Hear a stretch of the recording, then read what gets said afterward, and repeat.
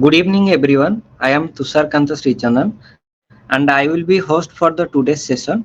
I am delighted to welcome you to the CNMST Lecture Series, The Evolving Landscape of Nuclear Medicine, which is hosted by CNMST, that is Council of Nuclear Medicine Science and Technology India. I request participants to please make sure your microphones are muted during the presentation in order to minimize disruptions. If you have any question during the lecture, keep it till question and answer session, which is kept at the end of the lecture, and we will address it. Without further delay, let's begin the lecture. Before that, let me introduce our esteemed speaker, Mr. Dibya Prakash sir. Sir is currently serving as an assistant professor and scientific officer D at Actrek Navi Mumbai. With over 23 years of experience in healthcare and 16 years in nuclear medicine, he has established himself as a renowned expert in the field. Sir has authored several books on nuclear medicine, and his YouTube videos have been a valuable resource for the nuclear medicine community. His contribution to education and knowledge sharing in nuclear medicine are truly commendable and appreciated by the fraternity. The topic Sir will be enlightening on is recent advances in PET technology. Sir, the screen is all yours now. Okay, thank you, Tushar, for giving such a nice introduction. And I welcome everybody and thank you, organizers, for giving me this opportunity to speak on this topic on recent advancements in PET technology. Actually, this topic was given with a different title in the NMPA Con 2025. But since the timing was just 15 minutes, so I could not elaborate that topic in detail. So here I have got the opportunity to speak. I think you have given me 1 hour to speak on this. So I'll try to give justice for your time which you are giving to me. So let's begin. So the topic is recent advancements in PET technology. And the key areas where I'll be discussing all the things in my presentation will be digital PET, the total body PET, the dynamic PET, and the multiparametric PET. This presentation will be a kind of a teaching lecture where we'll be discussing the new terminologies which has been introduced in the PET uh, facilities like this dynamic PET and the multiparametric PET. These terms were not frequently used earlier, but now since coming of this total body PET, these terms are being used very oftenly. So what are they? What are the differences between these two dynamic PET and the multiparametric PET? And we'll be talking about the JPET. We'll talk about the walkthrough PET, the organ-specific PET systems like Prism 2, dedicated breast PETs, cardiac PET systems. We'll talk about the developments in crystal technology, which includes the nano-composite scintillation crystals, and of course, the AI integration in image reconstruction and artifact removal. Without this, any development in last 10 years will not be able to complete in any sector. And some novel radiopharmaceuticals. I'll keep it with the minimum because that has got another large topic to discuss. So a few will be discussed in this presentation. So let's begin. So before when we talk about the current developments or the future comings, we should not be forgetting the contribution from our past, which has been brought these things to here.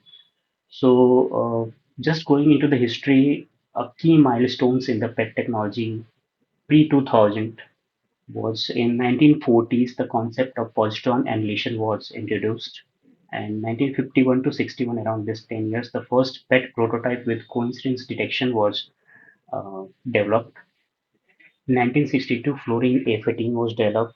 And 1969, the first prototype PET with the ring detectors were developed.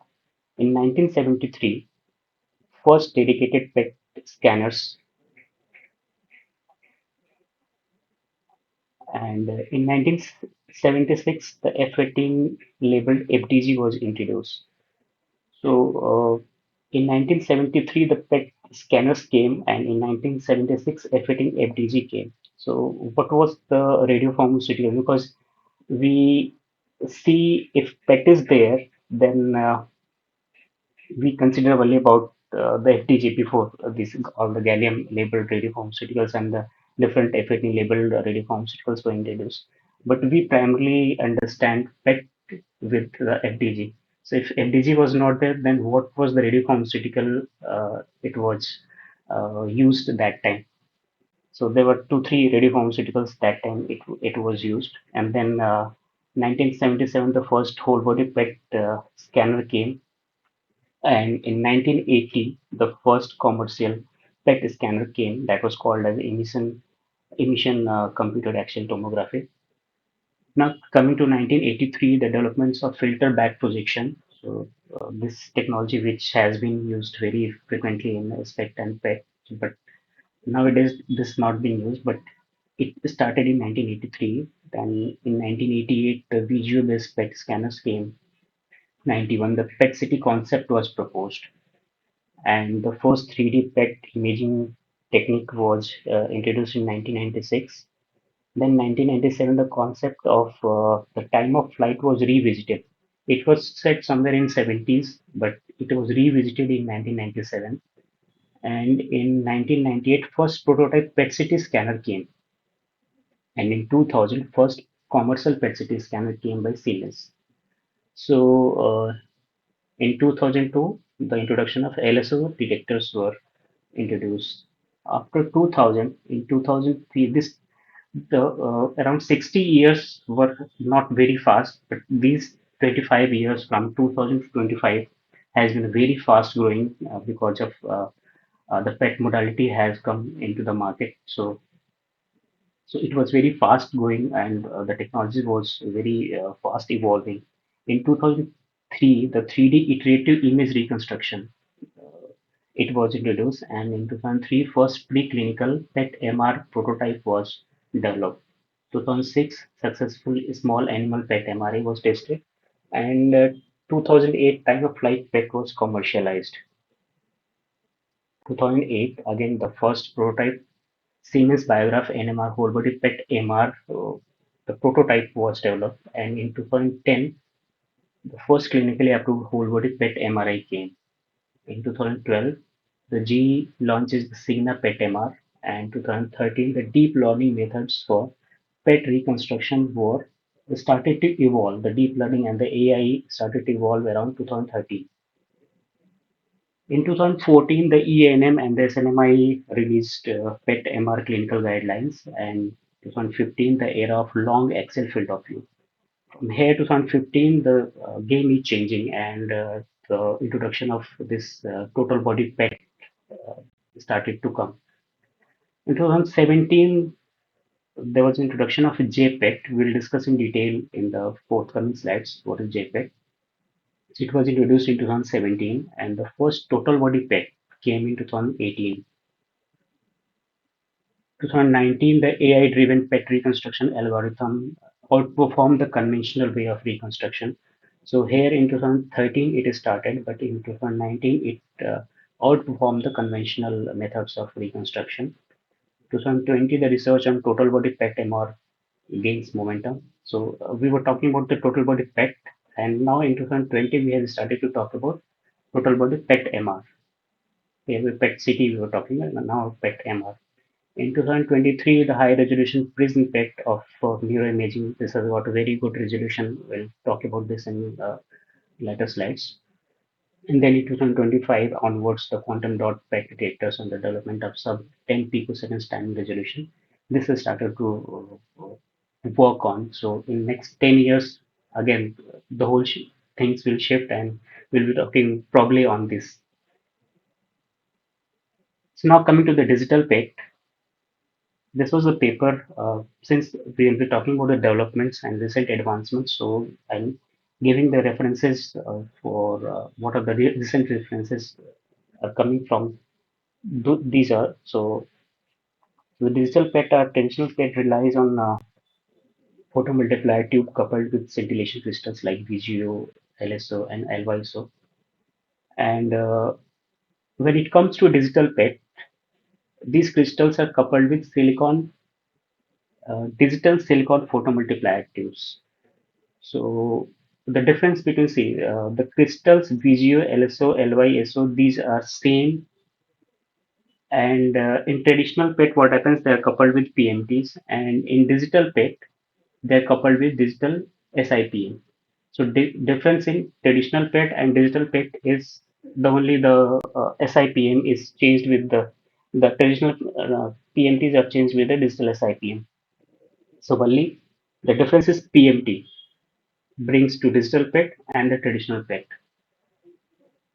So they offer higher sensitivity, better timing resolution, and improved spatial resolution. And by 2020, they become the standard high-end scanners. In recently, they have become high-end scanners for the PET scan.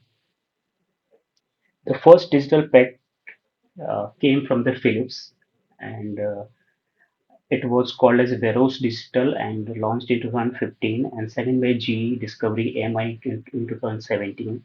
And in Tata also we have now digital MI. So in 2024, 25, all those things have come to Tata also now. And the same is Biograph Vision 2018. So all these companies, they brought their digital PET in these years. United Imaging, the U Explorer 2020, Canon Medical Systems, they call it as a Cartesian Prime, and this came in 2020 again.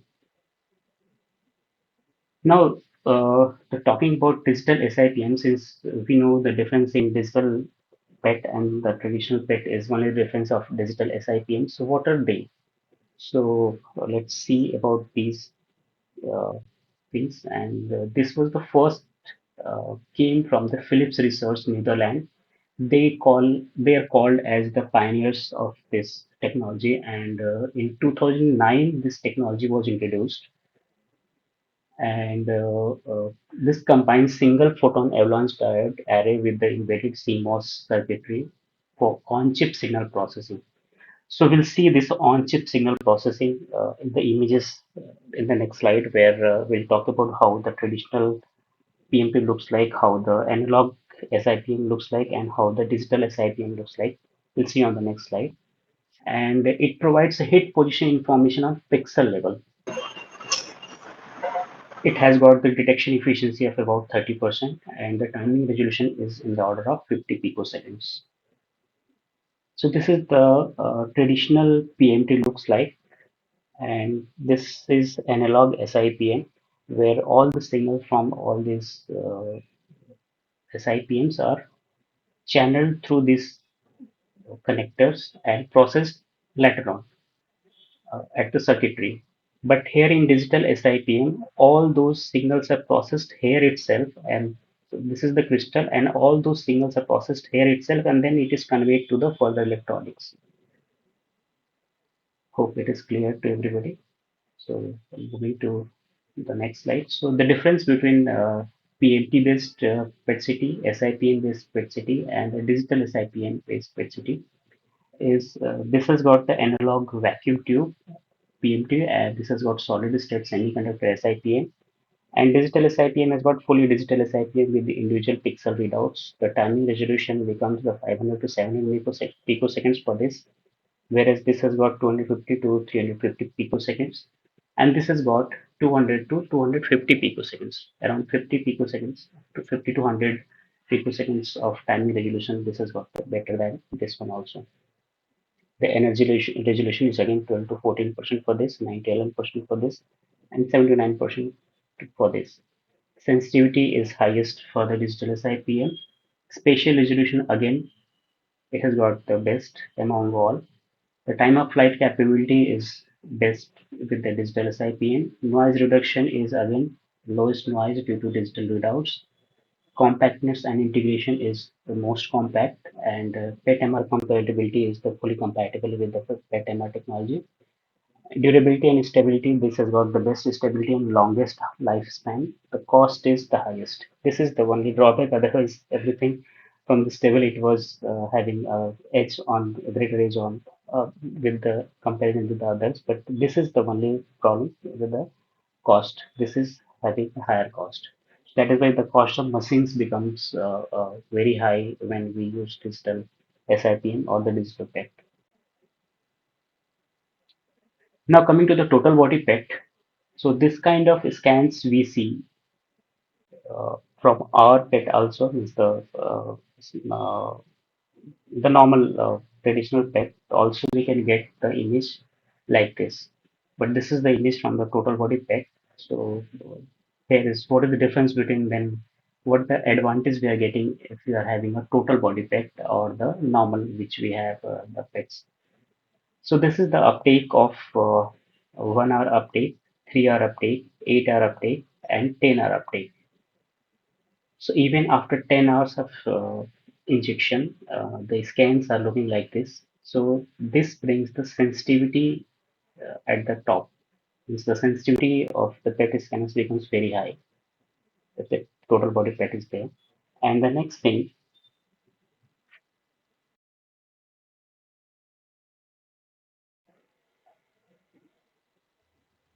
this scan, this kind of scan we cannot get from our. Tushar, am I audible? I think some this connection is there. Yes, sir, you are audible, sir. Okay, okay, fine. So this kind of distribution we cannot get in our small field of view or the traditional PET which we use. So this is continuous. One injection is given and the entire whole body can be imaged and then it can be seen where the tracer is going on, where the uptakes are happening. So this is the advantage of total body PET. So it has got the long axial field of view, and the field of view can have from 70 to 200 centimeters, allowing total body PET imaging in one scan. It has got the increased sensitivity, the 40 times improvement is there from the conventional PET, and the larger field of view increases the solid angle convergence, and it has got the higher spatial resolution. Fine sampling of the body can be done. Advanced time of flight capabilities can be used here, better used, or the better small lesion and the low contrast tumors can be seen in this.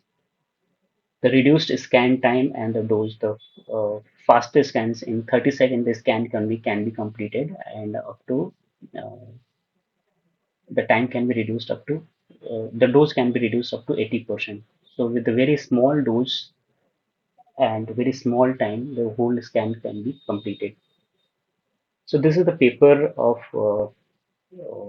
2023, which talks about the first clinical experience and the future perspectives, which gives this image, this zero point 0.5 millicurie scan.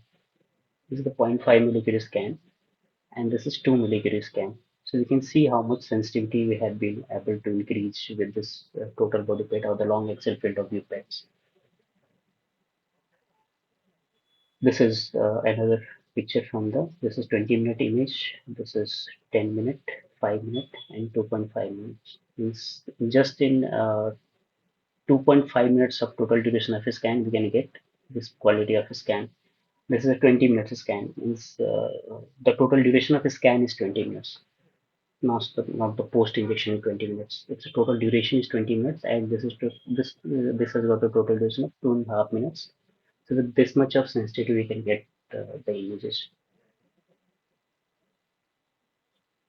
This parametric images can also be obtained as we saw in that video. So the different parameters like K1, K2, K3, Ki, we'll see what are K1, K2, K3 images. So this is K1 image, this is Ki image, this is VB, and this is SUV normal, which we get the traditionally effects, the images which we get. So these are those images. So let's see what are these images. So the VB is the blood pool image. This is the blood pool image, and it is initially of 0 to 2 minutes images, and the K1 is initial uptake phase. This is initial uptake phase, and this is first 1 to 5 minutes images, and the K2 is clearance phase, which has got the 5 to 10-minute images but requires data up to 30 to 60 minutes for the stability. And K3 is the trapping, basically how the glucose or the FDG is getting trapped, or phosphorylation process occurs continuously after FDG enters the tissue. So the Ki is developed from this formula K1 minus K3 divided by K2 plus K3. So this is KI image, a single metric for net FTG trapping. So this is KI image, and the others are I have already explained. So this kind of uh, images we can get from the total body PET. This can help in developing pharmaceuticals, the entire distribution we can get. So now talking about the dynamic PET, the PET imaging technique where the data is acquired over the time in a series of sequential frames following injection of radiotracer, like the DTPA which we do. So it's basically sequential images where different time frames are taken together. So the PET is continuously being acquired from one to suppose 40 minutes or the 60 minutes we are acquiring. So the sequential images, if it will be there, then it will be called as a dynamic PET. And this temporal sequence captures the tracers of tech and the distribution and the clearance in the tissue, providing kinetic information. The purpose is to study the kinetics of the radiotracer behavior, such as blood flow, metabolism, or the receptor binding. This allows for quantitative modeling of physiological processes. The data output we can produce is time activity curve for region of interest, which are analyzed using compartmental models. For example, one tissue or two tissue model to derive parameters like rate constants K1, K2, or the blood volumes, or the binding potential. These all the parameters we can get it from here. The applications are neurology, measuring cerebral blood flow or the glucose metabolism in Alzheimer's disease. In oncology, assessing tumor perfusion or the hypoxia, for example, with the water O15 water or F18 F meso. And in cardiology, evaluating myocardial perfusion, for example, with the 13N ammonia. So these are all the application of dynamic PET where we can get the more information from the PET. Now talking about the multiparametric PET. The multiparametric PET refers to an approach where multiple quantitative parameters are derived from the PET data, often by combining different imaging protocols, tracers, or hybrid imaging modality.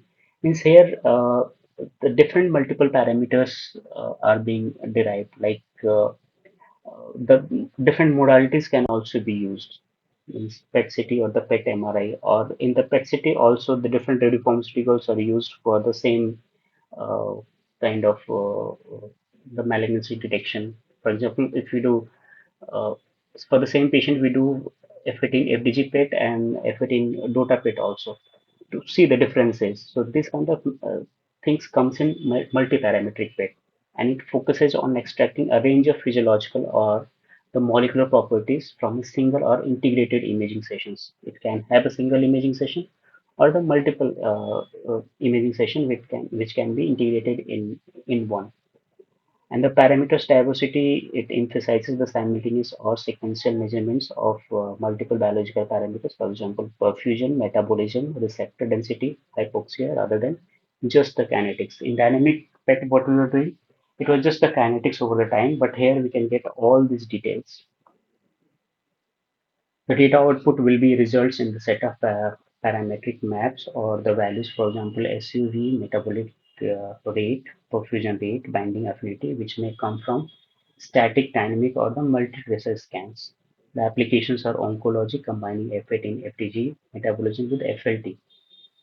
Here, metabolism with the proliferation to assess tumor aggressiveness, and in neurology, mapping amyloid burden in F18 flora beta pair and the tau deposition, for example, F18 MK6240 in dementia. In cardiology, integrating perfusion like in 13N ammonia scan with the viability 18F FTG data. So, hope it is clear that what is dynamic PET and what is multiparametric PET. So just if we combine all the differences, the core concept is for the dynamic PET is time resolved imaging of tracer kinetics, means in different time points the same scan being done. And in multiparametric PET, integration of multiple biological parameters, with different biological parameters we are integrating together. The acquisition is continuous or the framed over time, and in multiparametric may include dynamic. So dynamic PET can be part of multiparametric PET. Okay. So may include dynamic, static on the multi-tracer scans. The primary output is time activity curve or the kinetic rates. Here the multiple parameters maps or values can be obtained. The typical goal is quantifying physiological processes and characterize tissue comprehensively.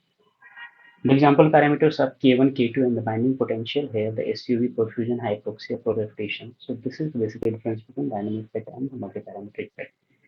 Now coming to different models which are available for total body PET, that has got there are different companies which are making the total body PET. That includes U Explorer from the United Imaging, and this has got the Excel field of view of 194 centimeters. And the year it was introduced in 2018. This is PEM PET Explorer. This has got the field of view of 140 centimeter, and it was introduced in 2020. The Siemens Biograph Vision Quadra, this has got the field of view of 106 centimeters, and again it was introduced in 2020. There are a few more manufacturers which manufacture this total body PET. So this is a paper of 2025 January, and this talks about the total body PET future aspects, and this gives the this table which compares the different parameters of these different models, which has got the U Explorer, Siemens Diagraph, UMI Panorama GS, and the PEN PET Explorer. Different parameters are shown for this: the spatial resolution, time of flight resolution, NEMA, sensitivity, and the peak NECR long length Excel field of view. And so these are the field of view they talk about. So 142 has got the pen, 148 inch UMI Panorama GS, 106 or 94. The crystal sizes are these for this, and these are the two models which has been explained here, which are planned for future, and this data is derived from the simulation. So this is not the actual PET. This is the derived data. If this PET comes with this with the technology which they have discussed, this will have these kind of parameters. So now talking about, we spoke about JPET and the walkthrough PET. These all we have already discussed. So JPET will come after this walkthrough PET. So let's talk about the walkthrough PET. This is the paper of 2023, which talks about walkthrough flat panel total body PET, a patient-centered design for high throughput imaging at lower cost using depth of interaction capability, high resolution monolithic detectors. And this says the long Excel field of view scanners allows faster scan to justify the cost. So see what happens. This total body PET, they say this can be completed in 30 seconds, and the dose can be used very small. So if we see the cost of these machines are very high. So how to justify the cost? So to justify the cost, we can do is we can increase the number of scans since this has got longer Excel field of view, so the scan time can be reduced. But what happens in reality, the patient climbing on the table and lying on the table, then after the scan, the patient uh, comes down from the table. This takes around 2 to 3 minutes. Means the positioning of patient and then the depositioning of the patient. This takes around 2 to 3 minutes, and the scan time is suppose 30 minutes. So that is not justified. So if you want to do 100 scans per day, you'll not be able to do with the technology where you are keep on positioning the patient and then removing the patient. So for that, they have brought this concept of walkthrough PET. So the patient need not to lie on the table. The detectors will be the patient will be standing on or the sitting position. It will just walk in the room. The detectors will be both side of the patient, and then the scan will be done, and then patient will walk out.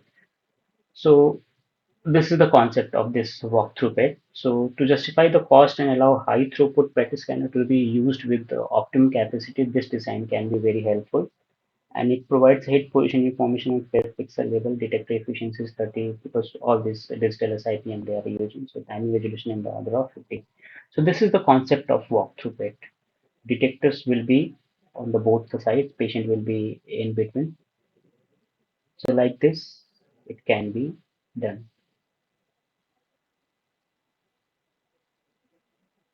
Okay. So here the concept of why how are they using the CT cannot be used in this type of model. So they are using the AI driven models for attenuation correction, and or the previous CT which has been done for the same patient, it can be superimposed with the PET data, and this kind of images can be generated. So this is in the sitting position. This kind of images can be generated. And they say the space required for these kind of machines will be very small. See, this is the conventional PET which has got the long pixel field of view. So most of the space in the room takes the table movement, the table space and the table movement from here to here it moves. So the room required for this kind of machines are very large. And when this kind of walkthrough PET concept is there, in the same area, your waiting room can be prepared, this preparation room can be prepared. Here there is a small room where patient scan is done. So in this 2 meter by 1.5 meter office of room size, this scanner can be fit, and within this area itself, entire department can be set. So the space again, the advantage is there for space limiting the small space capabilities. Now coming to the JPET, uh, it is called as a Jagiellonian PET. It is not Jagiellonian, it is Jagiellonian PET, and it's a Poland word from the Poland. So there is a university called Jagiellonian University. So they are making this kind of models of the PET cities, PET systems. And the first paper they produced uh, came in 2017, and in 9 years, when we search the JPEG term, there are 108 papers on this topic. And the last paper came, I think, in 2023. So within this 6 to 7 years, these much of papers have come on this JPEG. So what is JPET is basically plastic scintillation detectors, and this is the ring, different rings are there in this. So unlike traditional PET, this employs plastic scintillators arranged in a cylindrical geometry, and this is developed at Jagiellonian University at Poland, and the design provides advantages in cost, weight, and the timing properties. Since plastic detectors uh, has got very good properties in the timing resolution, so they are trying to take the advantage of that, and they are very cheap also, since the organic inorganic crystals that requires very high cost, but they can be developed in a lower cost. And since it is a plastic scintillation detector, so its weight is also very low. So the machinery which is required to run this kind of machines is also very lower grade can be used, because the high weight mechanics is not involved. So the cost, weight, and the timing properties they are trying to use, and this has got 4 to 8 times cheaper than the inorganic scintillation scanners.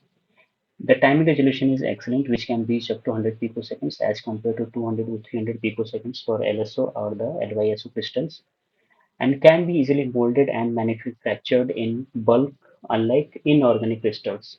So a large number can be prepared. The lighter weight reduces the mechanical support and the requirements, lowering the further production cost. But the problem is this has not been made able to make for the a human pet. Only the small animal imaging pet it has been made with the bore sizes of 40 to 50 centimeter, whereas the conventional pet is of size of 70 to 80 centimeter. The spatial resolution is 1.5 to 2.5 millimeter, and this is about 2 to 3 mm. The timing resolution is 170 to 200, and this is about 200 to 500 picoseconds. The detector efficiency is 30 to 40%, and this is about 50 to 60%. Here, see, the detector efficiency is less because it is a plastic, so it will have a less stopping power.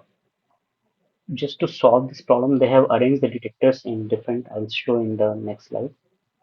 But this the conventional PET has got the better detector and detection efficiency because this has got the better stopping power. So to solve the problem of this detection efficiency, they have arranged their detectors in three rows. So this is the schematic diagram of this. So whatever is coming, they have in different cylinders, they have a cylindrical pattern, they have arranged their detectors. So if something is being missed from here, this will be detected here, and if missed from here, this will be detected here, like that. So again, the reconstruction of this is a very huge task to how to reconstruct the images which they will get it from this PET system. Now coming to the organ-specific PET scanners, there are dedicated breast PET. This started in 2017, and since then there has been continuous improvements. And brain PET scanners they started around the same time, but in 2024 the PRIMS2 system came. In 2019 the cardiac PET CT system came, and there are handheld intraoperative PET which came in 2020. This is the image of a dedicated breast PET or the positron emission mammography. The different terms can be used by the different companies. So someone calls DB or someone may call positron emission mammography. So this model, which has got commercialized by OncoVision, this has got where the patient lies supine position and then the images are acquired. And here the conventional mammography, how it is acquired in the radiology, it is the same as here, where the patient these two detectors are there and then scans will be done with the compressed breast pattern. So this has got the higher resolution and the sensitivity compared with the whole body PET scanners, and the spatial resolution is 1.5 to 2 mm range versus conventional 2 to 3 mm. So it has got the better resolution, and the sensitivity is 2 to 5 times higher than the whole body PET scanners.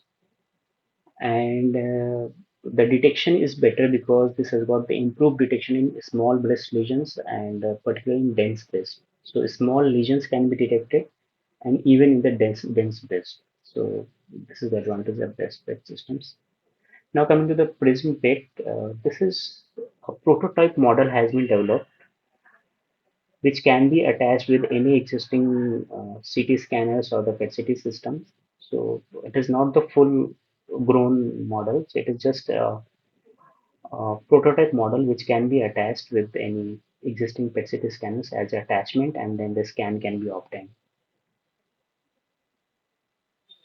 So this utilizes the tapered LYSO crystal arranged in 32 by 32 array and measuring this size 1.5 by 1.5 into 20 mm cube can be attached to CT or PET CT scanners. Spatial resolution it can have 0.8 mm. So this is the greatest advances. 0.8 mm of spatial resolution can be there versus conventional 2 to 3 mm of conventional PET. The sensitivity is 3.5 times higher than the conventional PET scanners. This has got the improved detection of small lesion, brain lesions, and the scanner design is prototype ultra high resolution and high sensitivity PET scanners using a novel detector design and advanced reconstruction algorithm. Now coming to the dedicated cardiac PET systems, this has got this is a very small size machine, so can fit in a small room. So it has got the low cost to the ownership, and the stress rest protocol can be done in 30 minutes. Compact footprint fits in 15 by 15 feet by 20 feet area. Proprietary cardiac softwares are there, and the large list mode buffer allows for concurrent acquisition of flow, perfusion, and the function in one scan. Now the handheld PET probes, these are the probes which can be used in the operation theaters when if the same day scan is being done and the same day patient is going for uh, for the operation. So these probes can be used for detecting lesions in the suppose the breast scan is there, breast surgery is there, so it can be used to detect the lesions, though the sensitivity is high, but specificity is low for this kind of handheld probes. So false negative can be there because the whole body is having radiation. So it will not be very specific to that uh, lesion itself. But again, it can be little helpful if something can it can do. So the real-time imaging and the improved tumor localization during surgery can be used. Tumor localization is limited by lack of FDG specificity and uptake by adjacent metabolic active organs in the thoracic and abdominal cavity. Again, the same thing which we say. So now coming to the advancements in the crystal technology. So there are nano-composite scintillators which are being trying to use. We saw the plastic scintillators. This has got the very good timing resolution. So properties of those and the property of inorganic scintillation detectors. These are all trying to be to mix and make a good quality detectors. And one of them is this GAG, which has got gadolinium, aluminium, gallium nitride, cerium dope inorganic crystals, and this has also been tried to pair with one of these the quantum dot based scintillation detectors, the perovskite based nanocomposites, metal oxide based nanocomposites. This is a very long area of huge area of experiment where the number of detectors are being tried. There are hybrid nanocomposites which I just spoke. So one of them is merged within organic scintillator detectors. This is the image of one image from my book which is going to come. So I take the opportunity to just introduce my book which is going to come. The date is yet to be announced, but this is the image from that book. So just a brief idea about what that book is. The book cover is already released, and the title is Fundamentals of X-ray Imaging: The Basic Principles, Quality Control, and the Clinical Applications and Safety. The two authors we have written, one is me and the other is Rahul Tapkotian, which who is in Philips in Gulf countries. The aim and objective of this book is to provide a single comprehensive reference book for all X-ray imaging modalities, and I cover everything in this book. The target audience is 12th standard diploma course to PhD course level. So it's a very exhaustive, complete book I have tried to write, and that to keeping in a very simple language so that everyone can understand what the science generally it becomes matter to understand the English. So I tried so that things can be understand in a very simple language. And I have tried to write this book as a storybook or the novel book.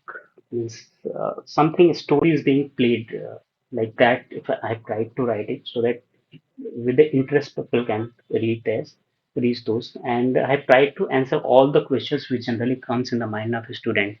We'll see what are the questions. A few examples we'll see. I've started this book with the what is radiation, and I have discussed why the radiation called as electromagnetic waves, despite there is no electric charge or the magnetism in it, and how they carry momentum despite there is no mass. Like that, there are a number of questions I've tried to, which comes in the mind of general students. So I've tried to answer those questions in this book. I have started with the evolution of atomic theory, historical discoveries, models, terminologies. I have started with the ancient Indian philosophy, where I talked about Mahasi Kanad. This is the international publication where the Indian things will go in the internationally recognized publication. So, 600 BC, the first concept of the atom was introduced by the Mahasi Kanad, and but later in the other books something else is being told. And then Greek philosophy came somewhere in 384 to 324 BC, and then in 16th century Robert Boyle, in Loiser, John Dantle, all the histories we have discussed, and then I have discussed this all the elements, all 118 elements from where the name is derived, who invented that, in which year that was uh, invented. So these are all the things in detail, everything has come into that.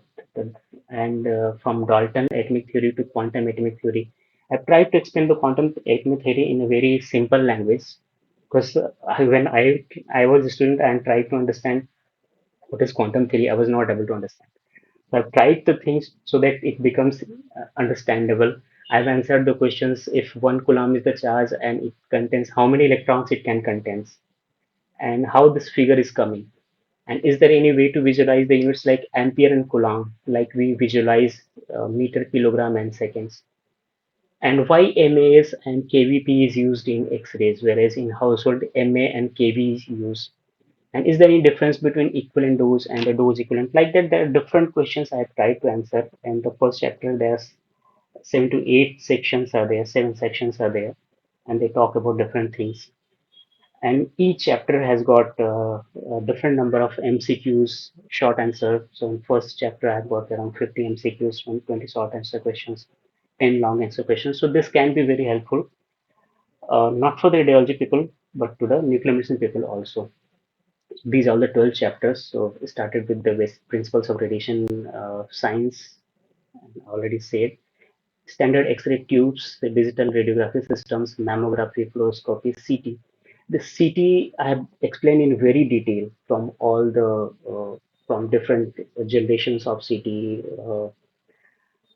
Means each chapter is a because these all the chapters come in a different books, so you need not to refer all those books, and everything comes in one book. Each chapter is around 100 pages. The first chapter is around 130 pages. Again, the CT chapter is around 120 pages. But everything comes as one package and in very simple language. Dental radiography is discussed, planning of radiology department, radiation safety in radiology. In this radiation safety, I have discussed all the questions which generally come in the mind of our female colleagues. General safety in pediatric care, role of nursing in radiological service, radiological procedures, and the questions which I have discussed, like should I continue to work as a radiation worker when I am pregnant or planning to be pregnant? And for the all female workers, these all the questions come in the mind. So do I need to inform the employer? Is it necessary? Or if yes, when should I inform? Should my working conditions be modified once I become pregnant, or is it my right? So I do not need to work. Like kind of those questions. Will I be removed from my job, or will there be any discrimination if I notify my pregnancy? And how much is the risk to my baby if I continue my job? And how do I measure the doses to my fetus? So like that questions I have tried to answer, and everything is in very detail. I have tried to do my best and hope it will be liked by you all. Now coming back to our presentation where we were discussing about our advancements in the crystal technology. So now nano-composite scintillators, these are hybrid material composed of plastic scintillation combined with inorganic scintillators or the other functional compounds.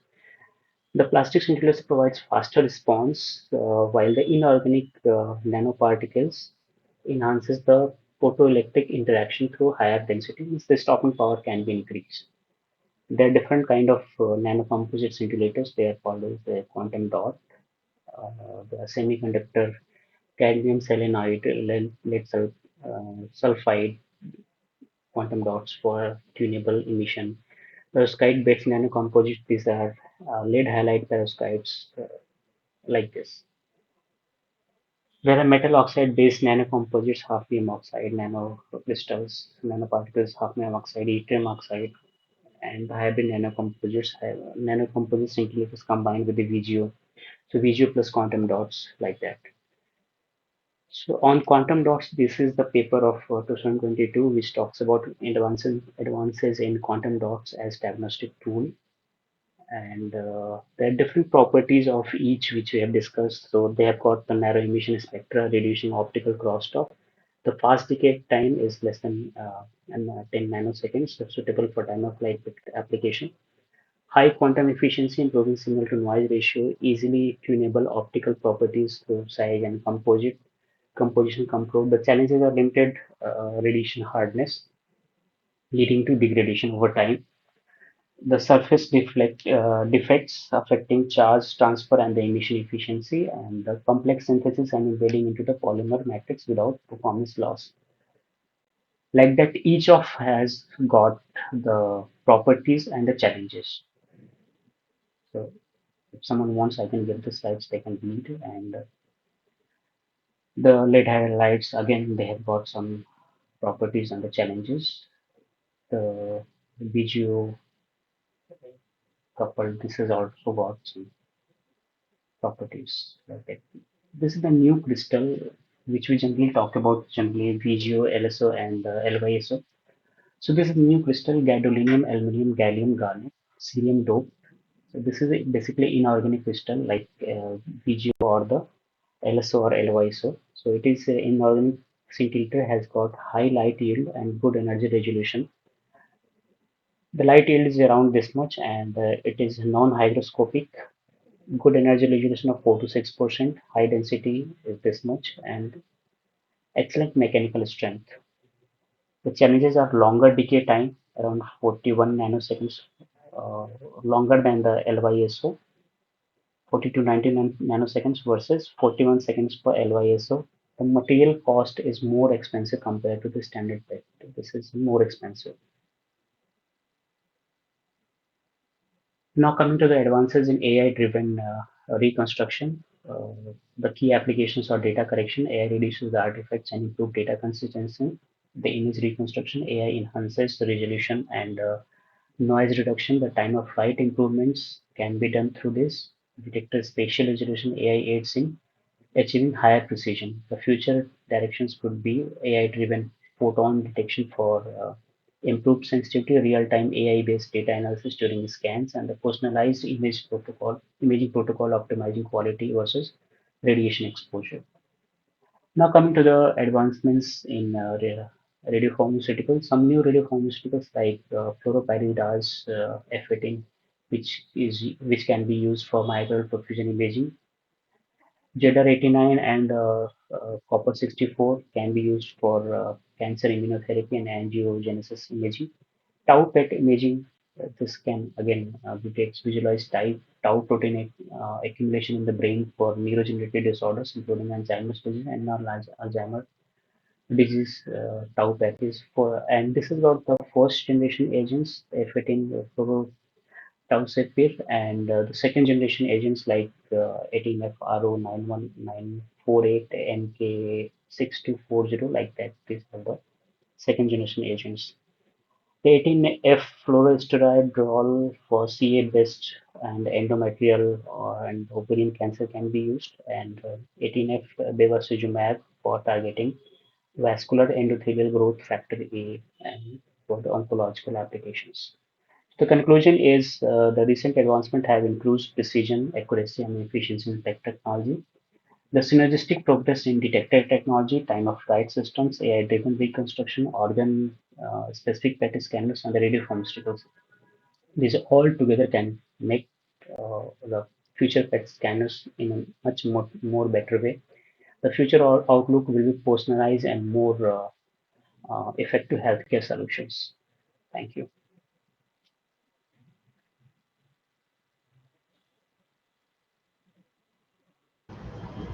Uh, Thank you, sir, very much. The lecture was highly informative, covering the evolution from old to modern PET technology and focusing more on cutting edge innovations. Your efforts are greatly appreciable, sir, that many students are getting benefits through your books. I believe that the book will be highly beneficial to the students and as well as professionals. We are pleased to announce that Dr. Ashish Jha, sir, Chairman of the Educational Council, CNMST, has joined us. Sir, a warm welcome to the session. We are honored to have you with us today. Sir, your views on today's topic would be valuable. Would you like to share any thoughts, sir? Thank you, Tushar. First, I would like to say thank you to Dibya to accept this invitation and deliver such a fantastic lecture.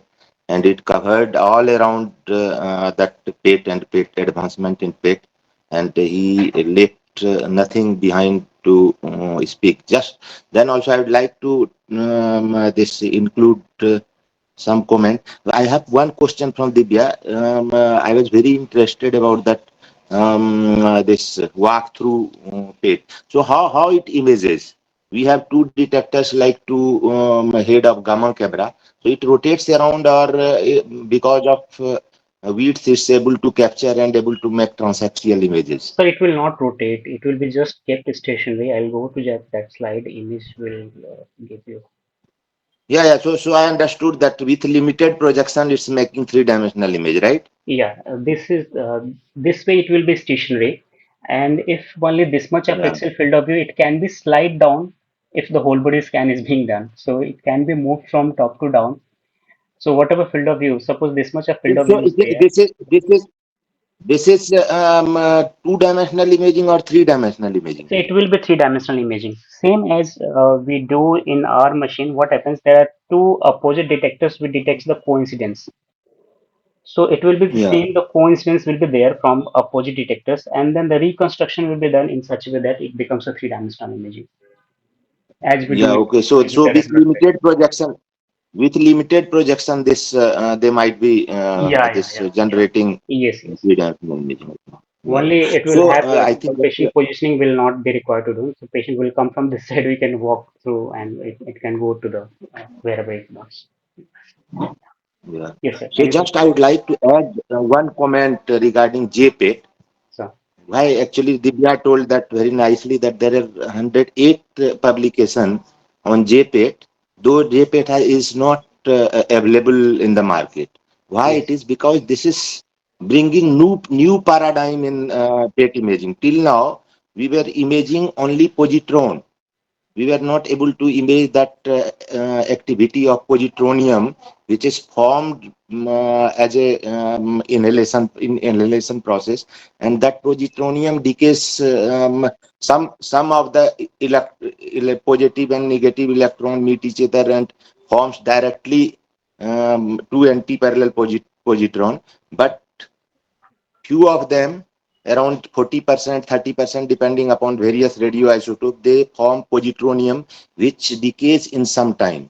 And that when it will decay, it depends on the environment where it is doing the inhalation. Say we have more oxygen concentration, then positronium decay happens much earlier than otherwise. So we now till now with the existing PET we can do only that positron image. But if we can do positronium imaging, which is possible with this JPET, then we will be able to, like how MRI is able to do that that uh, tissue imaging, that on molecular level, that similar kind of imaging we can also see, and we can map that which molecule is how much in this particular tissue. So this is the new paradigm in PET imaging, which has been introduced few years back. It is still not being used, but it will be used in future. And first JPET is about to come in, and human PET is about to come in 2028. So I think it's very challenging and very nice technology which is being developed, and I believe it will have lots of impact in PET imaging in future. So that what I wanted to add. thank you very much, sir, for Thank you, sir. adding these things to the presentation. So this is new paradigm, differently new paradigm in PET imaging. Previously we were, because when positronium is produced, it emits another one third gamma ray, and that gamma ray can also be captured. And difference between this positronium production and positronium decay, you can just map that which kind of which in which environment that inhalation has occurred. So likewise, we can map that which molecule is there.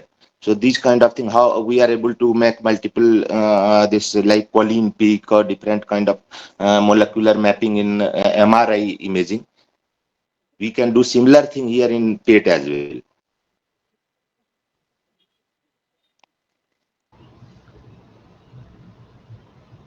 Yeah. So I think it was really fantastic lecture, and I would like to congratulate you for your upcoming this book, Thank you, sir. and Thank you. happy to see that if I get opportunity to see that book, because most of the time your book is mostly it's not available. We have to purchase, right? No, sir. You'll get it. Don't worry. Yeah. Okay. Thank you so much. Thanks. Thank you, sir. Now we have some time for few questions. If you have a question, please feel free to unmute yourself one by one.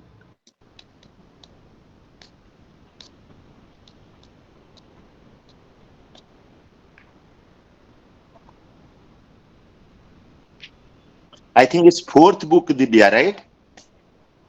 Third from Springer, and two ebooks are there. So Okay. it will be total fifth. Yeah. Yes, overall Fifth fifth. book. Yeah. Very nice. Actually, Dibya had given me opportunity. I missed to become author of this book. Yes, sir was going to be part of this book, but I think I missed. At that time, I was very busy. So Yes. I definitely hope I next time we will. you could have been here because this book I have जैसे बोलते हैं ना कि दिल से लिखा हुआ है, दिल से इस बुक को लिखा है बहुत, और almost 2 years it has taken, around 1000, more than Yeah, 1000 yeah, yeah. pages are Actually, there in it's this. a very, very difficult task to write a book, and that too, you have written five book is commendable.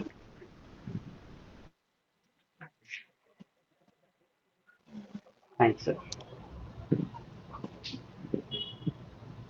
So no question. I think, I don't think, sir, anyone have I questions. think he covered everything so nicely. I think people will not be having much question to ask. Yes, sir. So that brings us to the end of today's session. I take this opportunity to thank our esteemed speaker Dibya Prakash sir for sparing his valuable time and sharing knowledge with us. I would also like to extend my sincere thanks to Dr. Ashish Jha sir, chairman of the scientific committee for arranging this session, and Dr. Amit Notel for his support in making this No, no, event. it's all you and Shreyas, Tushar. We have done nothing. Just we have told you, requested you to do, and you people are doing extremely good job. And the people like Dibya supports you by delivering lecture. Thank you, Dibya, Thanks, sir. once Thank again. you. Thank you. Sir. A special appreciation to my coordinator team Shreyas and Subham for their efforts behind the scenes. There have been a few queries regarding the timing slot for the CNMST lecture series. To ensure maximum participation, we are conducting a quick poll. We will share it in WhatsApp groups. Your input is valuable and will help us choose the most suitable time. Until next time, stay curious and keep exploring the wonders of nuclear medicine. Wishing all a great day or evening. Wishing all a great evening, depending on where you are joining from. Thank you. Thank you, sir. Thanks, Thank Tushar. you. Bye bye. Bye, everyone.